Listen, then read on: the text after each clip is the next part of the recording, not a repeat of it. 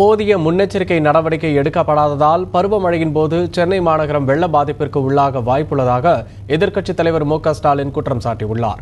சென்னை கொளத்தூர் தொகுதியில் நடைபெற்று வரும் மழைநீர் வடிகால் கால்வாய் அமைக்கும் பணிகளை மு.க.ஸ்டாலின் பார்வையிட்டார்.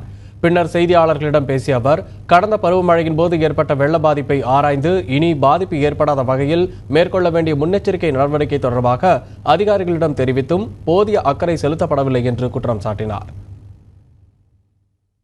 அடுத்த மழைக்காலம் வருவதற்கு முன்பு அதற்கு முன்னெச்சரிக்கை நடவடிக்கையாக எல்லா பணிகளையும் நடவடிக்கை எடுக்க வேண்டும் என்று தொடர்ந்து மாநகராட்சி அதிகாரிகளிடத்தில், அதேபோல் குடிநீர் வடிகால் வாரிய அதிகாரிகளிடத்தில் நாங்கள் தொடர்ந்து சொல்லிக் கொண்டிருக்கிறோம்.